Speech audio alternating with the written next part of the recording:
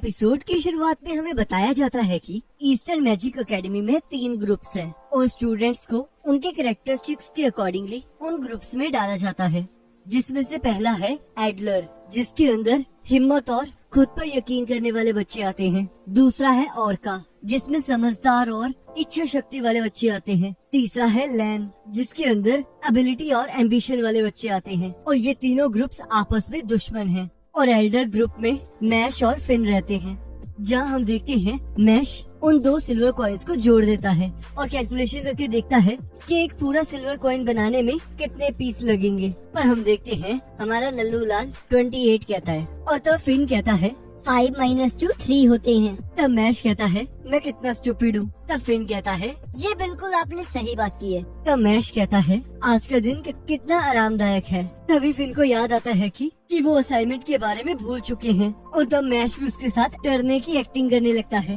और तब लेंस वहाँ आकर कहता है तुम लोग कितने आलसी हो, क्या तुमने अभी तक वो सब कुछ नहीं किया? पर तभी हम देखते हैं मैश लेंस को उसकी बहन की फोटो दिखाता है, जिससे वो बेहोश हो जाता है। और तब हम देखते हैं लेंस उनकी असाइनमेंट पूरी करने में हेल्प करने लगता है। और तब वो उनके लिए हैरी पॉटर में चिल्लाने वाला वो पौधा निकालता है और कहता है अगर तुम इसे शांत कर दोगे तो ये पोशन बनाने के लिए सबसे अच्छा इंग्रेडिएंट है। और तब लेंस उन्हें उसे शांत करना सिखाता है। और यहाँ फिन से वो शांत नहीं हो रहा होता। और जैसे ही मैश ट्राई करता है वो पौधा और भी ज्यादा जोर जोर से चीखने लगता है। और तब लेंस फिन की मदद करता है, जिससे उसका पौधा शांत हो जाता है। और यहाँ मैश का पौधा बड़ा होकर उस पर हमला करने लगता है। और तब मैश उसे एक थप्पड़ मारकर शांत करवा देता है। और तब लेंस उन्हें पोशन बनाना सिखाने लगता है। और तब उसे देखकर मैश भी उसे बनाने के ट्राई करने लगता है। और तब हम देखते हैं वो उसे भी क्रीम पफी बना देता है। और तब लेंस मैश के साथ खड़े होके उसे पोशन बनाना सिखाता है। और फिर भी मैश क्रीम पफ सी बनाता है। तब लेंस हैरान होके सोचता है मैं तो पूरा टाइम इस पर नजर रखे हुए था, फिर इसने क्रीम पफ बना कैसे लिया? तब लेंस कहता है मैं तुम्हें एक सलाह देना चाहता हूँ कि मैं तुमसे दोबारा कभी नहीं हारूंगा, क्योंकि मेरा ब्यूरो ऑफ मैजिक ज्वाइन करने का एक रीजन है और मैं तुम्हें वो नहीं बता सकता। और जैसे कि तुम मेरे जैसे लड़ाई में काफी स्ट्रॉन्ग हो, तो मैं किसी और को भी तुम्हारे कॉइन्स लेकर नहीं जाने दूंगा। तब मैश कहता है चिंता मत करो, मैं ऐसा होने ही नहीं दूंगा। और तब यहाँ प्रिंसिपल कहते हैं ऑफ कैंपस क्लासेस शुरू होने वाली हैं। मैं तो ये सोच रहा हूँ क्या वो ठीक होगा? और यहाँ हम देखते हैं एक स्टूडेंट कुछ बच्चों के साथ टकराता है और वो उसे माफी मांगने के लिए कहते हैं, पर वो स्टूडेंट उनकी बुरी हालत कर देता है और कहता है तुम्हारे जैसे साइड कैरेक्टर्स को मुझे ऑर्डर देने की हिम्मत कैसे हुई? और यहाँ हम देखते हैं लैंग ग्रुप की मीटिंग चल रही होती है। तब एक पर्सन कहता है डिवाइन विशनरी इस दुनिया को अपने हिसाब से चलाते हैं, पर इसे हम जैसे नोबल ब्लड लाइन को चलाना चाहिए, जिनके पास बहुत ज्यादा ताकत होती है। तो इसलिए तुम्हें एल्डर ग्रुप से उनके सारे कॉइन्स लेने होंगे। और यहाँ हम देखते हैं मैश अभी भी क्रीम पफ सी बना रहा होता है। और अगले दिन उन सभी को जंगल में बुलाया जाता है। तब यहाँ डॉट बैरेट अपने आप को मेन कैरेक्टर कहते हुए आ रहा होता है और मैश को साइड कैरेक्टर कहने लगता है। और तभी हम देखते हैं लीना मैश को ढूंढते हुए वहाँ आ जाती है और उसे उसका ख्याल रखने के लिए कहती है, जिसे देखकर डॉट हैरान हो जाता है और कहता है मैं तुम्हें मार डालूंगा। मैं तुम जैसे लोगों से नफरत करता हूँ, जिन्हें सुंदर लड़कियों से अटेंशन मिलती है। दुनिया की मैन और वुमेन की रेशियो सेम होनी चाहिए, तो फिर क्यों कोई भी लड़की मेरे प्यार में नहीं पड़ती है? और इसका सिर्फ एक ही आंसर है, ये सारी तुम जैसे लोगों की गलती है। और इसलिए मैं ब्यूरो ऑफ मैजिक में ज्वाइन करके इस दुनिया से हॉट बॉयज को मिटा देना चाहता हूँ। पर हम देखते हैं सभी लोग उसे इग्नोर कर रहे होते हैं, जिससे उसे और भी ज्यादा गुस्सा आ जाता है। और तब यहाँ एक प्रोफेसर कहते हैं आज की एक्सरसाइज में दोनों एडलर और लैंग पार्टिसिपेट करेंगे और इसके रिवॉर्ड में आपको या तो ब्रॉन्ज या फिर सिल्वर कॉइन मिलेगा। तो आपका टास्क है कि आपको इस फॉरेस्ट स्कॉर्पियन को मारना होगा और इसके सिर पर लगे स्टोन को लाना होगा। यहाँ पर ऐसे बहुत सारे स्कॉर्पियंस हैं जो आपको ब्रॉन्ज कॉइन्स देंगे और ऐसे कुछ ही स्कॉर्पियंस हैं जो आपको सिल्वर कॉइन्स दिला सकती हैं। और उन्हें पहचानने के लिए उनके सिर पर एक स्टीयर शेप का स्टोन होगा। और तब उनकी एक्सरसाइज शुरू हो जाती है। और तब यहाँ एक double line magic user Mash को बुली करने लगता है, पर प्रोफेसर के रोकने पर वो मैश को धमकी देके वहाँ से चला जाता है। तब लेंस कहता है शांत रहो मैश, ये हमसे 1 साल बड़ा है और ये स्कूल में ऐसे ही कामों के लिए फेमस है। इसने तो काफी टीचर्स और स्टूडेंट्स को भी इंजर्ड किया है, पर इसके मैजिक के टैलेंट की वजह से इसे अभी तक निकाला नहीं गया है। और तुम चिंता मत करो, लैंग ग्रुप के बारे में तुम्हें ऐसी और भी बहुत सारी चीजें पता लगेंगी। और तब वो दोनों जंगल के अंदर चले जाते हैं, पर हम देखते हैं मैश रास्ता भटक जाता है और यहाँ हम देखते हैं डॉट अपने ही गुन गाते हुए चल रहा होता है और मैश को देखकर हैरान हो जाता है। और तब मैश उसके थप्पड़ मारकर उसे शांत करवाता है और तब उन दोनों को एक लड़की की चिल्लाने की आवाज आती है और तब डॉट उस लड़की को बचाने वहाँ चला जाता है। तब वो लड़की उसे थैंक यू कहती है, जिसकी खूबसूरती देखकर वो अपने आप को संभाल नहीं पा रहा होता और जैसे ही वो उसे छूती है वो खुशी से पागल हो जाता है। और यहाँ हम देखते हैं उस डबल लाइन मैजिक यूजर ने उस केयर शेप स्टोन को हासिल कर लिया होता है।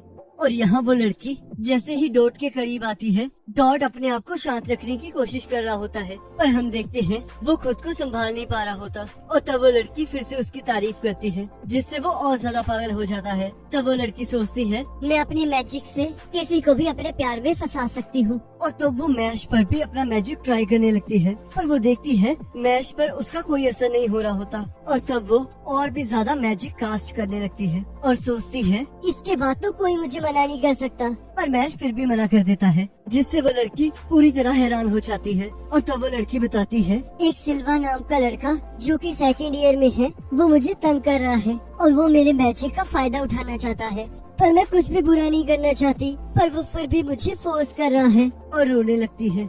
तब डॉट कहता है कोई बात नहीं, मैं उस लड़की को मार डालूंगा। और तभी सिल्वा उन पर हमला कर देता है और कहता है तो बताओ कौन मारने वाला था मुझे? तब डॉट कहता है ये काम मैं करूँगा। तब सिल्वा कहता है जब भी मैं तुम जैसे लूजर के सामने आता हूँ, तब मैं खुद को उन्हें असलियत का डोज देने से नहीं रोक पाता हूँ। और तब डॉट अपने मैजिक से सिल्वा पर हमला कर देता है और यहाँ लेमन और फिन बुरी तरह डर रहे होते हैं और लैंस को उनके साथ रहने के लिए कह रहे होते हैं। तब लैंस सोचता है क्या मैश ठीक होगा? वो सेकंड ईयर उसे टारगेट कर रहा था।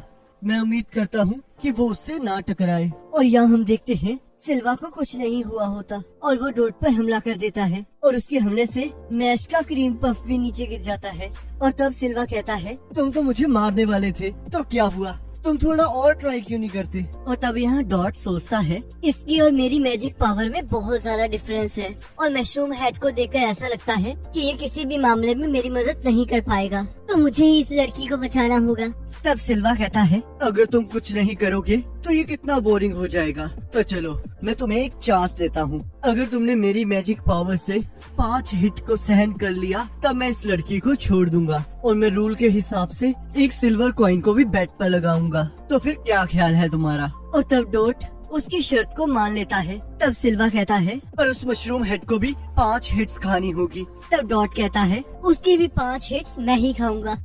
और तब सिल्वा कहता है क्या तुम्हें लगता है कि तुम 10 हिट्स सह भी पाओगे? और हम देखते हैं वो डॉट पर हमला करने लगता है और डॉट उसके 9 हिट्स सहन कर लेता है। और तब डॉट कहता है मुझे पता है कि मैं बेवकूफ हूँ, पर उस लड़की की आंसुओं के सामने मैं बेवकूफ ही बना रहना चाहता हूँ। और तब सिल्वा और भी ज्यादा एनर्जी से डॉट पर हमला कर देता है और तब हम देखते हैं डॉट उसे भी सहन कर लेता है और कहता है मैंने अपना प्रॉमिस पूरा किया, और नीचे गिर जाता है। तब सिल्वा कहता है तुम पूरी तरह पागल हो। देखो तुम, मेरी मैजिक की वजह से तुम तो खड़े भी नहीं हो पा रहे। और तब डॉट मैश को उस लड़की को वहाँ से लेकर जाने के लिए कहता है। तब वो लड़की कहती है मैंने चाहे तुम पर मैजिक किया हो, पर मुझे नहीं लगा था कि तुम इतने बेवकूफ निकलोगे। और तब सिल्वा डॉट पर हंसने लगता है और तब मैश सिल्वा के मुंह में क्रीम पफ फेंक कर कहता है तुम लोगों का बहुत हो गया, तो चलो अब मेरी बारी है उस 10 हिट के चैलेंज को पूरा करने की। चलो आओ फिर कूड़े के ढेर। और यहाँ दूसरी तरफ लेंस मैश की फिक्र कर रहा होता है और तब फिन और लेमन कहती है वो जरूर ठीक ही होगा। तब लेंस कहता है यहाँ पर 2 तरह के मैजिक यूजर्स हैं। पहले हैं व्हाइट मेजेस जो कि स्कॉलरशिप और स्पोर्ट मैजिक में अच्छे हैं। दूसरे हैं रेड मेजेस जो कि लड़ने में अच्छे हैं। अभी तक मैश व्हाइट मेजेस से ही लड़ रहा था, पर कोई भी रेड मेज जो हमारे सीनियर हैं उनसे मैश नहीं बच सकता। और यहाँ कई लोग डबल लाइन मैजिक यूजर्स हैं। और तब यहाँ सिल्वा कहता है, मुझे तुम जैसे लोग बिल्कुल पसंद नहीं है, जो कि होते तो वीक हैं पर अपने आप को ताकतवर समझते हैं। ऐसे लोगों को देखकर मुझे उनको मारने का बहुत दिल करता है। और तब सिल्वा जैसे ही डॉट को मारने के लिए आगे बढ़ता है, मैश उसके रास्ते में आ जाता है। पर सिल्वा अपने मैजिक से मैश को पीछे धकेल देता है और कहता है, तुम्हें लगता है कि तुम्हें ये हरा भी पाओगे? मैंने अपने फर्स्ट ईयर में 2 गोल्ड कॉइन जीते थे, पर अगर तुम्हें अभी भी लगता है कि तुम मुझे हरा सकते हो तो आगे बढ़ो। और मैश को अपने मैजिक से मारने लगता है। और तब हम देखते हैं मैश अपनी ताकत से उसके मैजिक को रोक लेता है और अपने ट्राइसेप मैजिक से उसके स्टोन्स को तोड़ते हुए उसे एक जोरदार मुक्का मारता है। पर सिल्वा फिर भी हार नहीं मानता और मैश पर फिर से हमला कर देता है। और तब मैश उसे एक जोरदार पंच मारता है। तब सिल्वा सोचता है, मैं इस आदमी से नहीं जीत सकता, पर ये है क्या? तब मैश आराम से बैठकर बोलता है, अब मैंने तुम्हें 2 मुक्के मार दिए हैं और तुम्हें टोटल 10 सहने हैं, तो मुझे दिखाओ कि तुम कितने अच्छे हो। तो क्या तुम तैयार हो? तब सिल्वा सोचता है, ये अच्छी बात नहीं है। अगर मैंने एक और मुक्का खाया तो मैं मर जाऊंगा।